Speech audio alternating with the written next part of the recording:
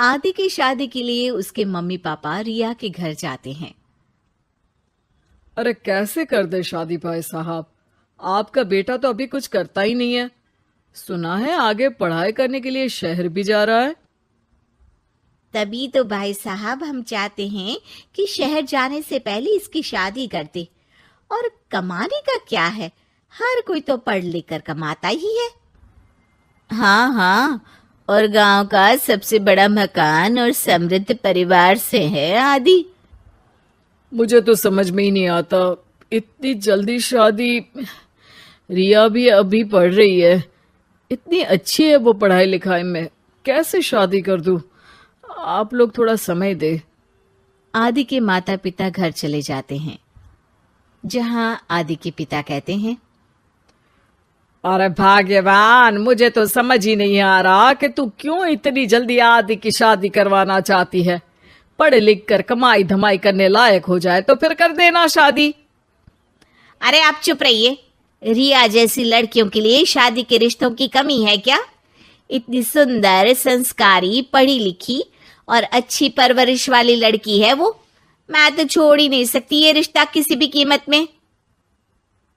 बता दे रही हूँ, रिया की शादी आदि से ना कराई ना तो मैं जहर खाकर जान दे दूंगी। पूरे गांव में नाम है उन लोगों का, नौकर चाकर कितने लगे हैं उनके घर में। अरे मेरी बेटी तो राज करेगी, राज। और इस तरह ना चाहते हुए भी रिया की शादी आदि से हो जाती है। अरे बेटी, ये ले तेरी किताबें, पढ़ाई बिल्कुल ना छोड़ना। तू तो मेरी गर्व करने वाली बहू है, बड़ा नाम है तेरा गांव में। हाँ, आखिर पसंद किसने किया है रिया को आदि के लिए? आदि को गांव की रिया इतनी पसंद नहीं होती है। अरे यार, तू तो बड़ा लक्की निकला, रिया जैसी लड़की से तेरी शादी हो गई।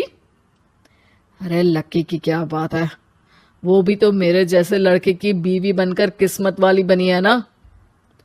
अरे अब तो तू रह नहीं दे, ना तो तू कमाता है ना ही पढ़ने में अच्छा है। क्या है तुझमें? बस पैसा, और वो भी बाप का। आदि को दोस्तों की बात पर बहुत गुस्सा आता है। पिताजी, मैं शहर जाना चाहता हूँ आगे की पढ़ाई के लिए। अरे बेटा, लेकिन यहाँ की पढ़ाई तो पहले पूरी हो जाए। नहीं नहीं, अब मैं किसी भी हालत में शहर में ही रहकर पढ़ाई करूंगा। रिया को आदि का ये व्यवहार अजीब लगता है कि अचानक नई शादी के बाद आदि ऐसा क्यों बोल रहा है। खैर, आदि पढ़ाई के लिए शहर चला जाता है और रिया गांव में रहकर सास ससुर की सेवा करती और बचे वक्त में पढ़ाई। अरे देखो, दामाद जी तो शहर चले गए, हमारी बेटी बेचारी अकेली रह गई। उसे कुछ दिनों के लिए यहीं बुला लाओ ना।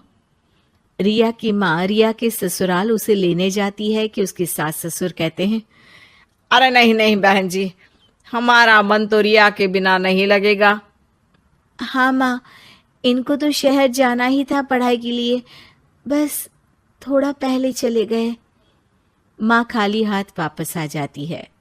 आदि शहर में मन लगाकर पढ़ाई करता है और इंजीनियरिंग के लिए दाखिला ले लेता है, तो वहीं रिया भी एमए की पढ़ाई में प्रवेश लेकर समाज सेवा में मन लगाती है। तुझे देखकर लगता है कि मैंने तेरे साथ ठीक नहीं किया बेटी। शादी तो करवा दी लेकिन पति का साथ नहीं मिला। अरे तो क्या हुआ, जैसे मैं अपने माँ पापा के साथ थी वैसे अब आप दोनों के साथ हूँ, है ना? सास खुश हो जाती है। अरे सुनो, बहू आदि लौट रहा है शहर से, वो कल आ जाएगा, तुम लोग तैयारी कर लो। रिया ये सुनकर खुश हो जाती है। वो सोच लेती है कि अब वो कुछ दिनों तक आदि के साथ क्वालिटी टाइम बिताएगी। लेकिन जब आदि घर आता है तो उसके साथ होती है एक शहर की लड़की जो जींस और टॉप में होती है। ये मेरी दोस्त है, मेरे साथ रहेगी। आदि उसे अपने मम्मी पापा से मिलवाता है लेकिन रिया से नहीं। रिया सबके लिए खाना लगाती है।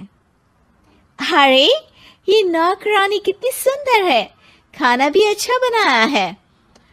अरे नहीं नहीं, ये नौकरानी नहीं, मेरी बहू यानी आदि की बीवी है। ये सुनकर लड़की शांत हो जाती है और आदि की तरफ देखने लगती है, फिर वहां से चली जाती है। अरे माँ, क्या जरूरत थी घर की कहानी बताने की? देखा, अब वो बुरा मान गई ना। वैसे भी मैं आप लोगों को बता देता हूं, मुझे रिया के साथ नहीं रहना। मैं शिवानी से प्यार करता हूं और उसी से शादी करूंगा। मैं रिया को छोड़ रहा हूं। आदि ये बोलकर उस लड़की के साथ शहर चला जाता है। रिया ये सब देखकर रोने लगती है, अपने कमरे में चली जाती है जहां सास ससुर उसके पीछे आते हैं। हमें माफ कर दे बेटा। वो दोनों उसके सामने हाथ जोड़ते हैं। आप लोग ऐसा क्यों बोल रहे हैं? ये तो मेरी किस्मत थी, पर अब मैंने सोचा है कि मैं भी आगे पढ़ाई करके आगे बढ़ूंगी। रिया पढ़ाई लिखाई करके पूरे जिले की कलेक्टर बनती है। आदि उसे छोड़कर शिवानी से शहर में ही शादी कर लेता है। फिर एक दिन रिया के ससुराल में, अरे बेटी रिया, तुझसे मिलने कोई आया है। कौन है माँ? हमें आपकी बहू के बारे में सब पता है।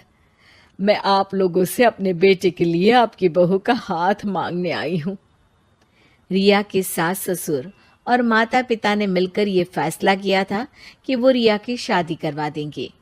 पूरे जिले में नाम कमा चुकी रिया की शादी उससे भी बड़े ओहदे के सिट से हो रही होती है कि शादी वाले दिन आदि भी वहां आ जाता है। अरे माँ, ये क्या हो रहा है? तेरी हिम्मत कैसे हुई घर में घुसने की? पूरे गांव में हम लोगों की नाक कटा अकेला छोड़ गया था एक लड़की के लिए, अब क्या लेने आया है? माँ, वो लड़की ठीक नहीं निकली। उसने मुझे धोखा दे दिया माँ। मैं रिया की कीमत समझ चुका हूँ। अरे इतने बड़े जिले की कलेक्टर है वो। मैं यहाँ नहीं था, फिर भी उसने आप लोगों का पूरा ध्यान रखा। बहुत लेट हो चुका है बेटा। रिया आज अपनी नई जिंदगी की शुरुआत करने जा रही है। अब उसे भी जीने का हक है। वो तेरी सुविधा से जिंदगी नहीं